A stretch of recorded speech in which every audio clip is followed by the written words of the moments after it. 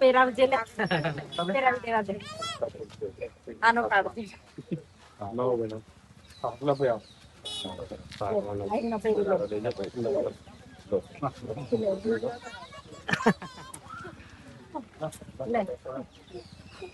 Le. Lo, ven. I am the boy. આ બાજુ જજો. બીજા બહેનો વર્ષા લઈ લે. આ બાજુ જજો. તો એમને ફૂલ આપી દીધે છે. ફૂલ આપો બેન આગળ આવો તમે.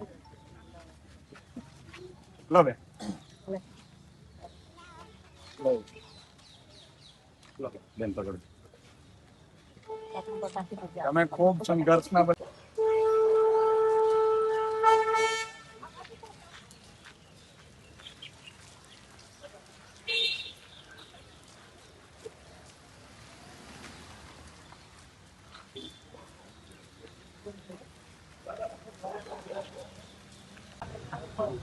જે રીતે ચેતરભાઈ અને એમના પરિવાર અને આદિવાસી સમાજના ખેડૂતો ઉપર ખોટી રીતે કેસ કરીને એને તુરંત સજા અપનાવવામાં જ્યારે ભાજપે એટલો મોટો રસ લીધો હતો ત્યારે આજે સત્યનો વિજય થયો છે.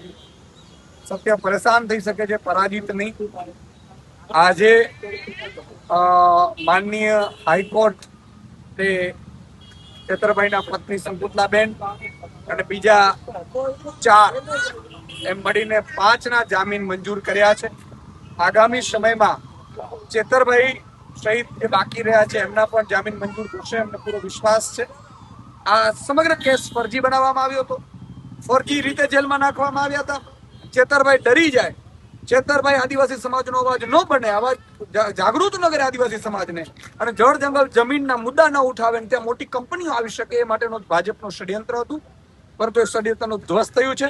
ચેતરભાઈ વસાવા મજબૂતાઈથી ઉભા રહ્યા છે, આદિવાસી સમાજ સાથે ઉભા રહ્યા છે અને એમણે સંઘર્ષ કર્યો છે. આદિવાસી સમાજ માટે 1 વાર જેલમાં ગયા, 2 વાર ગયા, 3 વાર ગયા, એમના પરિવાર પણ ગયા. આજે સંકુતલાબેન અને આખો જે બહેનો છે એ આજે જેલમાંથી છૂટી છે. તો હું અને માનનીય ગુલાબસિંહજી, વર્ષાબેન, નિરંજનભાઈ, દયારામભાઈ સહિતની આખી ટીમ અમારી એમને આજે લેવા માટે જેલમાં આવ્યા છીએ અને અમે વિશ્વાસ અપાવીએ છીએ આદિવાસી સમાજને કે તમારો અવાજ ગૂંજતો રહેશે.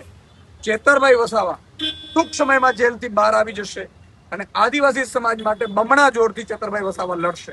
અને ભાજપને પણ કહેવા માંગુ છું કે હવે વારંવાર ચેતરભાઈને જેલમાં નાખીને તમે જે ષડયંત્રો કરો છો એનાથી તમને જ નુકસાન થાય છે. ત્યારે અંબાજીથી ઉમરગામ સુધી આદિવાસી સમાજના યુવાનોમાં રોષ છે. મહેરબાની કરીને હવે ચેતરભાઈ વસાવા ઉપર ખોટી FIR કરવાનું અથવા તો એને જેલમાં નાખવાના ષડયંત્રો ભૂલી જજો.